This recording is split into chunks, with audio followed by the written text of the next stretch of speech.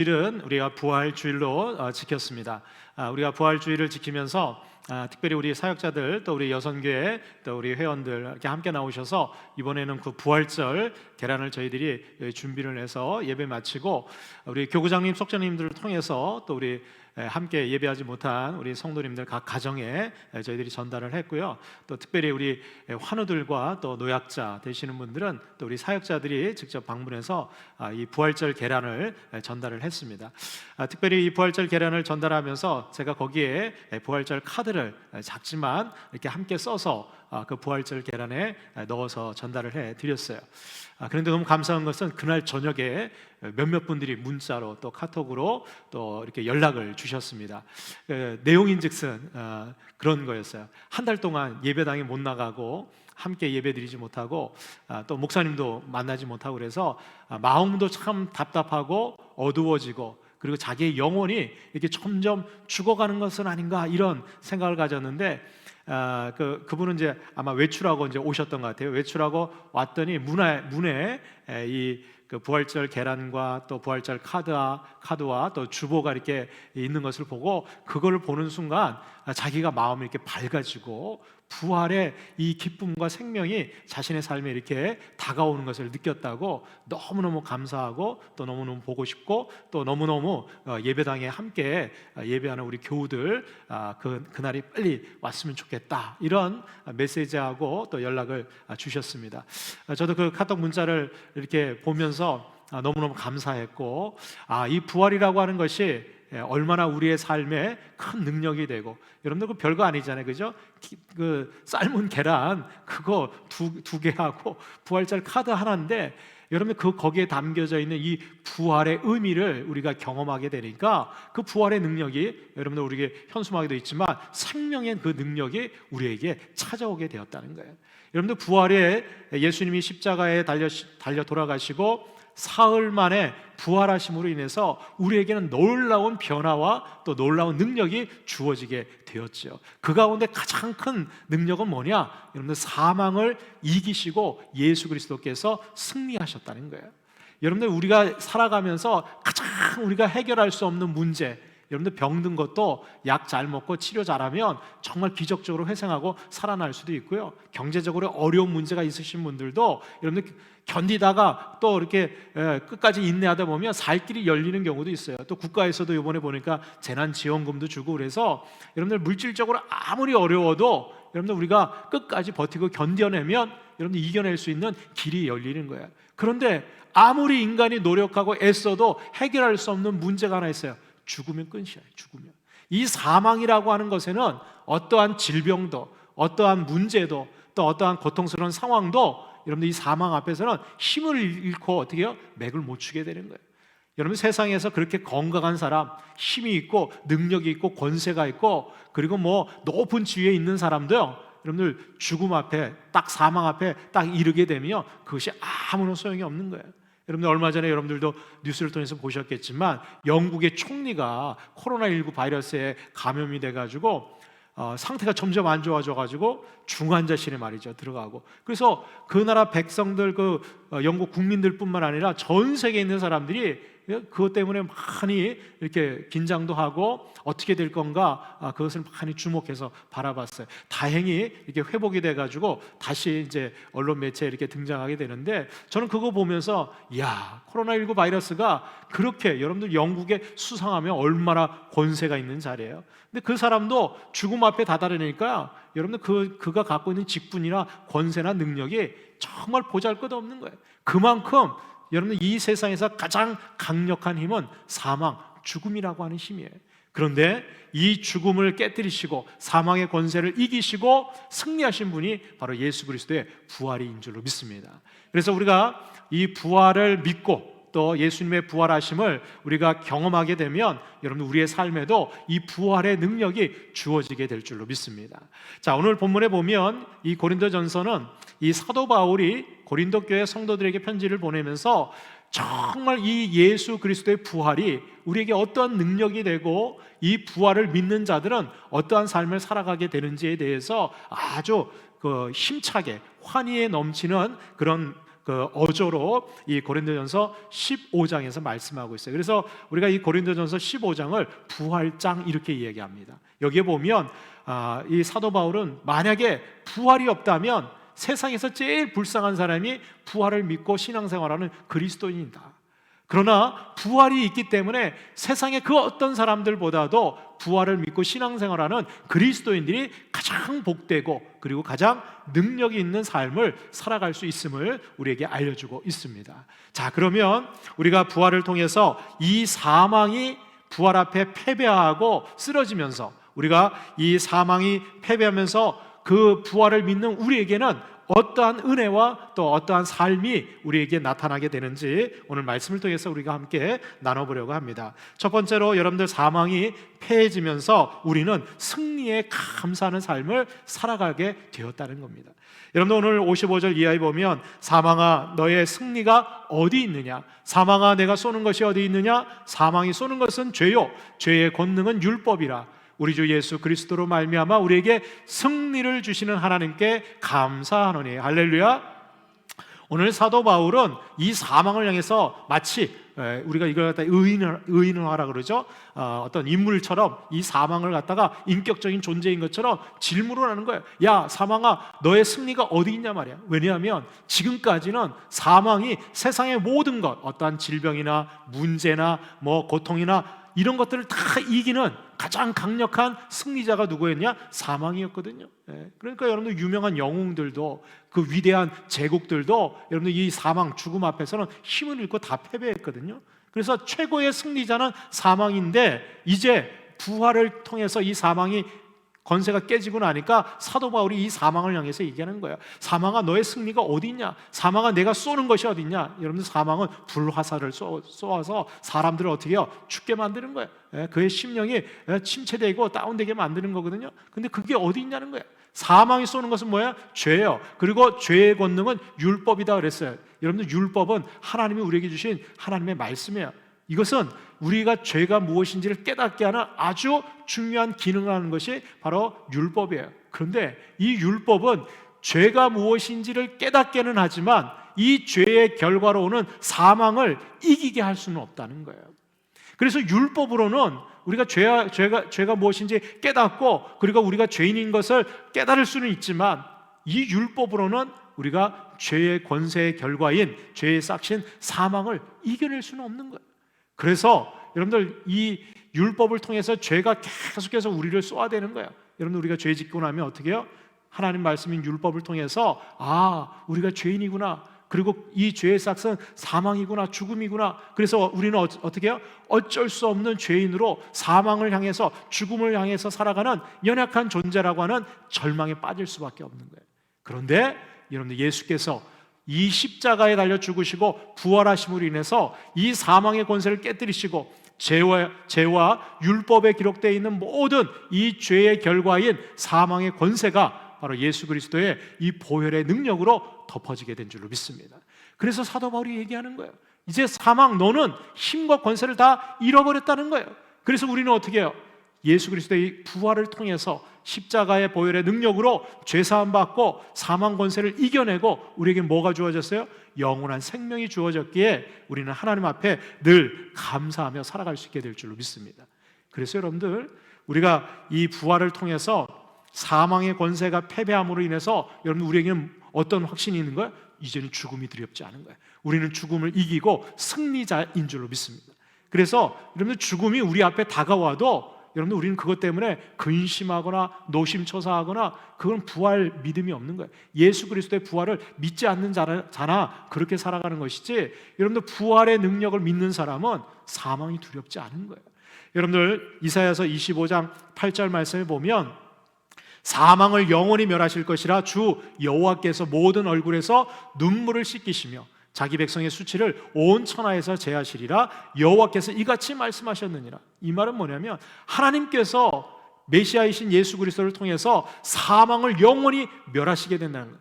그래서 부활과 영원한 생명을 주시게 되면 우리 눈에서 모든 눈물을 씻겨주시고 그리고 하나님의 백성의 수치들을 어떻게 해요? 온 천하에서 제해버린다는 거예요. 이 말은 뭐냐면 우리가 죄사함 받고 거듭나서 이제는 영원한 생명을 소유한 하나님의 백성으로 살아갈 수 있는 은혜를 주신다는 거예요. 할렐루야. 여러분들, 그래서 이 약속이 어떻게 이루어졌느냐?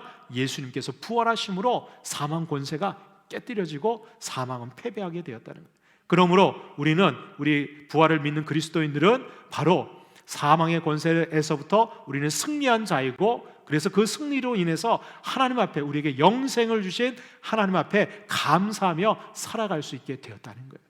제가 얼마 전에 그 선교 그 저널에 보니까 지금 탈북자 선교하시는 중국에서 지금 웬만한 선교사들은 다 추방이 됐거든요. 그럼에도 불구하고 지금 이제 탈북자 선교하고 계시는 선교사님들이 소식을 전해 왔는데, 그 내용에 보니까 최근에 탈북했던 이 북한 주민들, 여러분들 북한에도 지금 코로나19 바이러스가 엄청 퍼지고 있어요. 근데 이거를 북한 당국에서 다 봉쇄하고 언론을 통제해가지고 뭐 자기네들은 그 뭐 확진자도 없고 뭐 관리가 잘 됐다고 그러는데 전혀 그렇지 않은 거예요. 왜냐하면 이 지금 그 탈북민들 중에서 굶어 죽든지 아니면 지금 코로나19 바이러스에 이게 감염이 되면 면역력이 없어가지고 거의 대부분 사망자들이 막 그냥 넘쳐난다는 거예요. 그래서 이 탈북자들이 그 이제 중국에 식량을 구하러 오거나 아니면 좀 이렇게 그 치료를 받기 위해서 오는데, 그 오는 탈북자들 중에서 많은 선교사님들 이 교회에 찾아와서 요구하는 게 뭐냐? 식량도 요구하지만 그와 더불어서 이 성경책을 요구한다. 왜 성경을 요구하느냐? 이렇게 봤더니 북한 주민들이요, 이 코로나19가 막 확산이 되니까 죽음의 공포가 너무 급박하게 오는 거예요. 그래서 이 성경을 통해서 마음의 평안과 위로를 얻기 위해서 성경을 많은 분들이 요구한다는 거예요. 그래서 이 탈북 선교하시는 이 선교사님들이 마스크 2장 그리고 성경책을 같이 해서 지금 나눠주고 있는데, 한 번은 그 신의주에 있었던 북한 주민이 편지를 보내왔어요. 이 성경이 전달되어서 그분이 이 성경을 통해서 마음의 평안과 위로를 얻고 나서 편지를 보내왔어. 그 내용을 보니까 지금 이 함경도 또 그 평안도 땅에는요, 이 코로나19가 막 확산이 돼서 시체들이 질비하게 나타나는 거예요. 자기도 이렇게 코로나19에 걸려가지고 지금 사경을 헤매고 그러는데, 성경 말씀을 통해서 자기가 믿음을 갖고 부활하신 예수님을 인격적으로 영접하고 나서 자신의 삶에 달라졌다는 거예요. 어떤 삶이 달라졌느냐? 그분을 알고 난 후에 두려움이 사라졌다는 거예요. 비록 내가 한치 앞도 내 생명을 어떻게 될지 나는 모르지만, 그러나 내가 죽는다고 할지라도 이 성경을 통해서 부활하신 예수님 만나고 나니까, 그분을 만나고 나니까 이제는 죽음이 두렵지 않다는 거예요. 왜? 내가 비록 이렇게 비참한 생활을 하고 여기서는 이렇게 속박된 삶을 살고 있지만, 부활하신 그 주님을 만나고 나니까 내가 죽음을 통해서 영원한 하나님 나라에 들어가게 되면 거기는 영원토록 주님과 함께 평안과 안식을 누리게 될 것을 소망하니까 두려움이 사라지고, 바로 이 죽음에 대한 두려움은 없어지는 대신 하나님이 주시는 영생의 평안함이 임하기 시작했다는 거예요. 그래서 이 생명의 위험한 상황 속에서 희망을 절실하게 찾는 사람들이 바로 이 성경을 통해서 부활의 주님을 만나기를 간절히 소망하고 있다는 거예요. 그렇습니다. 여러분, 우리는 이미 이 부활하신 주님을 만나고, 그리고 사망 권세를 깨뜨리신 그 부활의 능력이 저와 여러분들에게 주어진 줄로 믿습니다. 여러분들, 영생의 소망이 있는 사람, 부활을 믿고 살아가는 사람들은 이제는 여러분들, 우리가 사망에서 승리한 것을 날마다 감사하며 살아가는 우리 모두가 되어져야 될 줄로 믿습니다. 두 번째로, 여러분들, 사망이 패배하면서 우리는 견실하여 흔들리지 않는 그런 삶을 살아가게 되었다는 거예요. 여러분, 오늘 58절 말씀해 보니까 사도 바울이 결론적으로 얘기하죠. 그러므로 그래요. 그 앞에 부활에 대한 얘기를 쭉 하고, 우리의 몸이 부활할 것, 마지막 때에 하나님께서 우리를 신령한 몸으로 거듭나게 할 것, 이런 것들을 쭉 얘기하면서 그러므로 결론적으로 얘기하는 거예요. 내 사랑하는 형제들아, 견실하며 흔들리지 말아라. 왜 그렇습니까? 이제는 부활을 경험했다면, 그리고 부활하신 예수님을 우리가 믿고 신뢰한다면 세상의 그 어떤 유혹도, 그리고 세상의 어떠한 시련과 풍랑이 다가와도 여러분, 우리는 흔들릴 필요가 없다는 거예요. 왜? 여러분, 부활하신 그 주님을 우리가 바라보고 굳건하게 그 약속의 말씀을 붙들면 아무리 여러분들 풍랑이 쳐올라도 여러분, 우리 흔들리지 않는다는 거예요. 여기 그 원래 헬라 원에 보니까 견실하며 흔들리지 않는다, 이 표현이 어떻게 되냐면 아주 굵은 큰 기둥에 묶여 있다, 이런 뜻이 있어요. 그러니까 여러분들 우리의 삶은 그냥 나 혼자 버티려면 조금만 그냥 세차게 세상 풍파가 몰려오면 나도 견디지 못하고 흔들리지만, 여러분들 우리의 몸을 굳건한 반석이시고 그리고 영원한 기둥이 되시는 하나님 말씀, 약속의 말씀 위에 우리가 딱 묶여져 있으면, 그러면 여러분들 아무리 비바람이 몰아쳐도 어떻게 해요? 그 기둥이 우리를 버텨주시고 우리를 흔들리지 않도록, 요동치 않도록 우리를 붙들어 주시는 줄로 믿습니다. 제가 예전에 한번 예화를 말씀드린 적이 있지만, 제가 그 청년 시절 때 그 집회 갔는데 그때 하정원 목사님께서 그 성령에 붙들린 사람, 하나님께 붙어 있는 자에 대해서 비유로 말씀하시는데 어떻게 하셨느냐? 그 아주 얇은 휴지 있잖아요, 티슈. 휴지를 한 장 꺼내더니, 여러분들 이 휴지를 찢을 수 있습니까? 그러니까 뭐 거기 있는 청년들이 다 금방 찢죠. 그 휴지 하나 못 찢겠어요? 예. 더군다나 이 휴지를 쉽게 찢을 수 있는 방법이 있습니다. 그러니까 어떻게 하느냐? 이 컵에다가 물이 있잖아요. 거기다 이 휴지를, 티슈를 담았다가 딱 꺼내니까요, 이 휴지가 물이 묻으니까요, 얼마나 이게 그냥 흐느적거리지, 그냥 손으로 대도 그냥 찢어지고 빵과 뽕 나는 거예요. 그런데 이 휴지가 아주 강력하게, 그 어떤 것보다도 강력하게 아무도 뚫을 수 없고 찢을 수 없는 상태가 될 수 있는 비결이 있습니다. 그랬을 때 어떻게 하는지 아세요? 그 물에 젖은 휴지를 갖다가 저기 벽에 갖다가 탁 붙여놓는 거예요. 그리고요, 아무리 거기다가 손가락이 부러지죠. 주먹을 때려보세요. 그건 휴지가 강한 게 아니라 어떻게 해요? 그 휴지가 벽에, 아주 단단한 벽에 딱 붙어 있으니까, 이런 이 물 묻은 휴지가 벽에 붙어 있으니까요, 그전에는 이게 혼자 있을 때는 그렇게 하늘거리고 쉽게 찢어지고 구멍이 나는 그 휴지가 물이 묻어가지고 말이죠, 그 벽에 딱 붙어 있으니까요, 이게 벽처럼 완전히 단단한 그러한 존재로 이렇게 여겨지더라고요.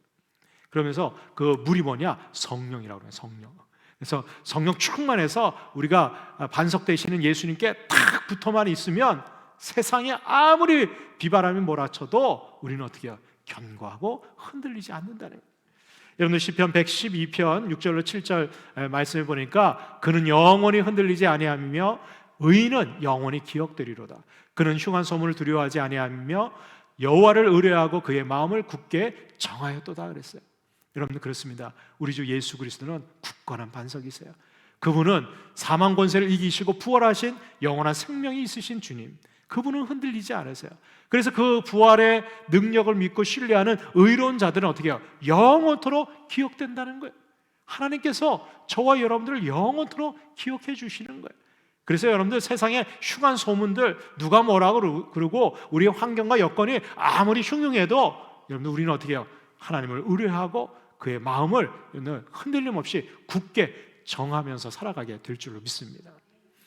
제가 최근에 그 뉴스를 보면서 요즘 그 교회에 대해서, 특히 교회에서 뭐 예배를 강행한다는, 여러분들 예배를 강행하는 겁니까?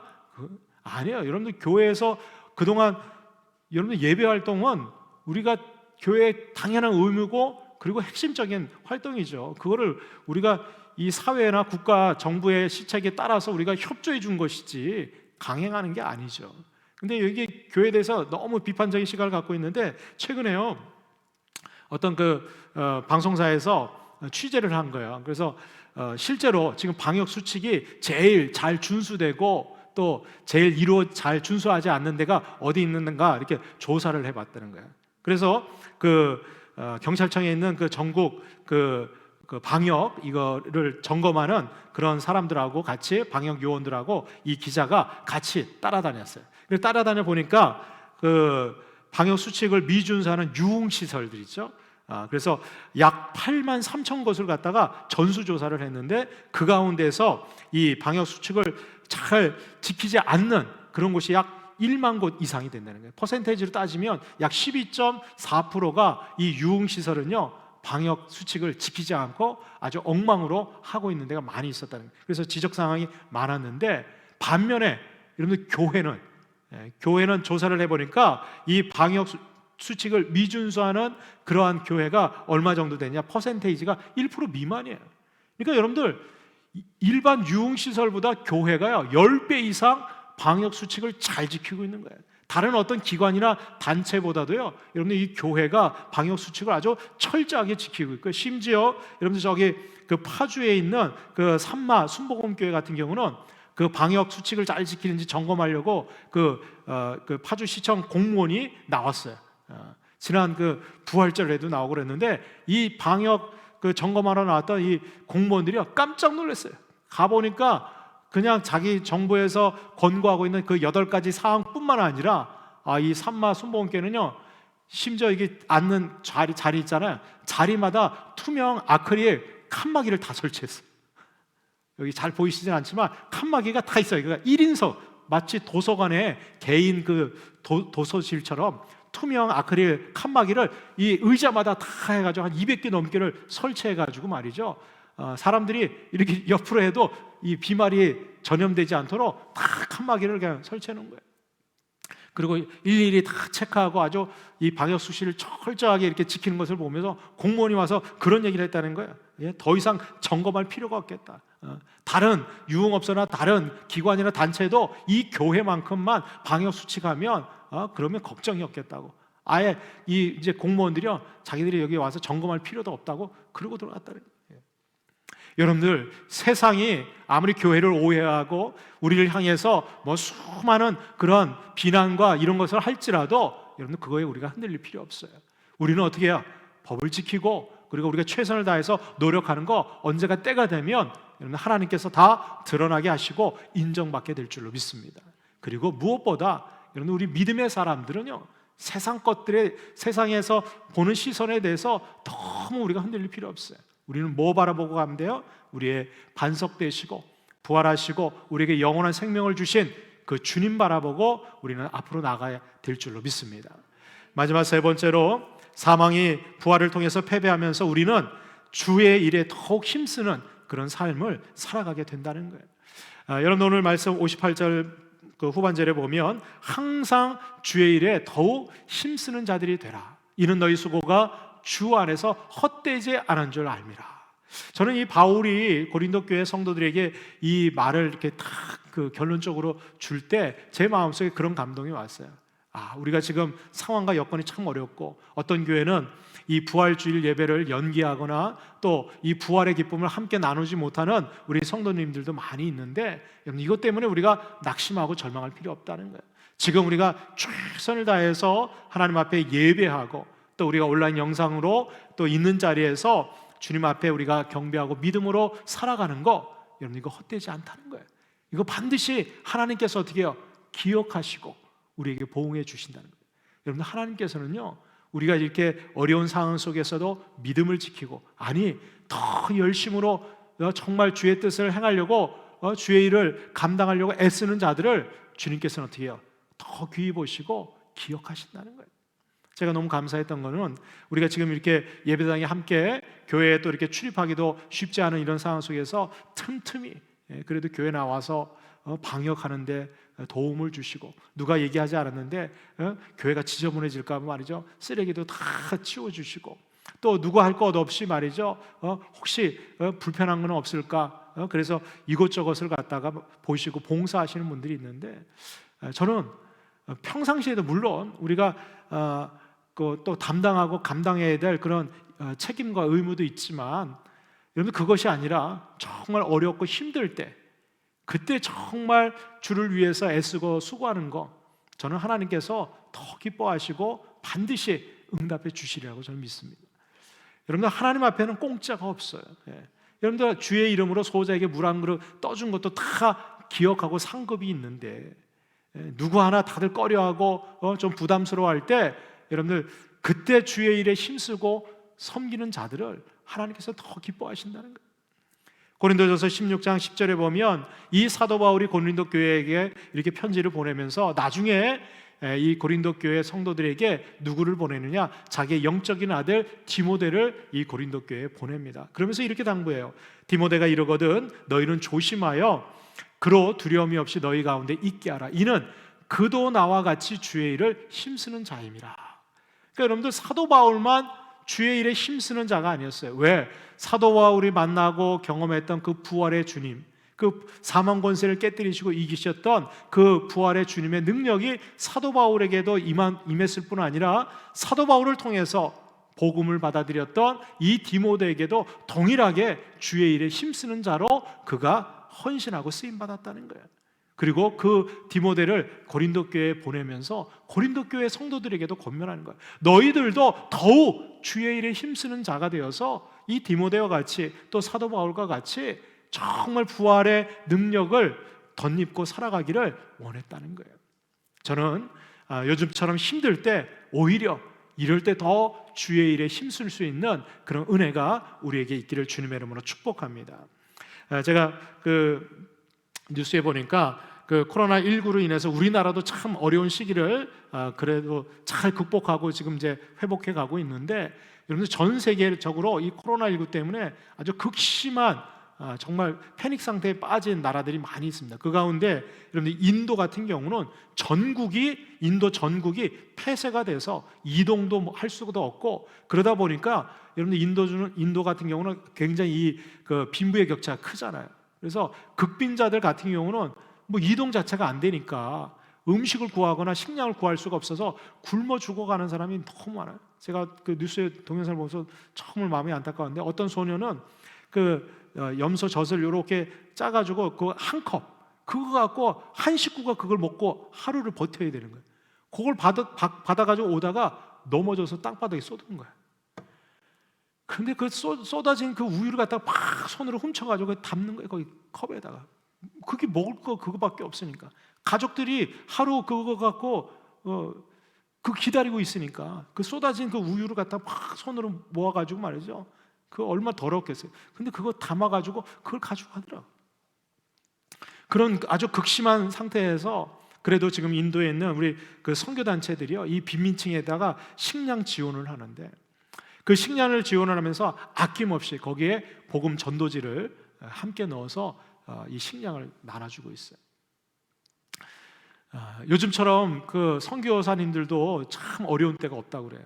지금 막 추방도 되고, 그리고 우리나라 해외로 파견됐던 그 선교사님들 중에서 많은 분들이 돌아오시게 되고, 제가 아는 목사님 아들도 저기 그 아프리카 그 아주 그 오지에 선교사로, 단기 선교사로 나갔는데 나간 지 얼마 지금 되지 않았거든요. 근데 다 우간다에 나갔다가 다 지금 귀환시켜가지고 말이죠. 그것도 자비로.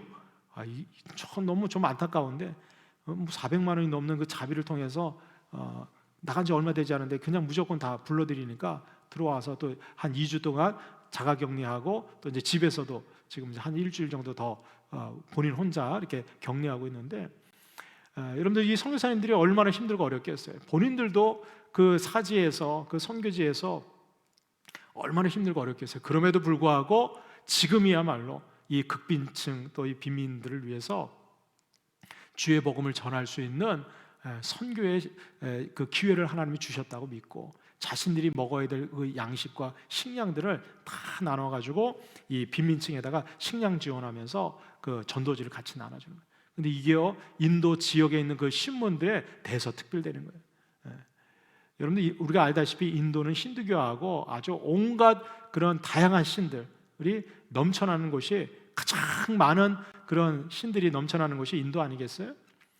그런데 이 인도에서요, 대대적으로 이 선교사들의 이러한 선행과 선교 활동을 통해서 그들이 전하는 것이 진짜 사랑이다. 그들이 믿고 그들이 이렇게 헌신하는 이유는 다른 이유가 없다는 거예요. 바로 그리스도의 십자가의 복음, 그 사랑으로 그들이 섬기고 활동하고 있다는 거예요. 그러니까 여러분들, 상황이 어렵다고 해서 우리가 다른 것들은 다 멈추고 스톱해도 되겠지만, 그러나 주의 일을 위해서 애쓰고 헌신하는 것, 이건 멈춰서는 안 돼. 아니요, 오히려 이럴 때일수록 부활의 능력을 믿는, 사망 권세를 깨뜨리시고 부활하신 그 주님을 위해서 우리는 더욱더 주의 일을 힘쓰는 자가 되어져야 될 줄 믿습니다.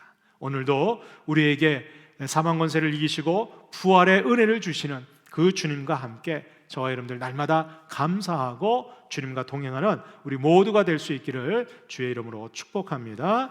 기도하겠습니다.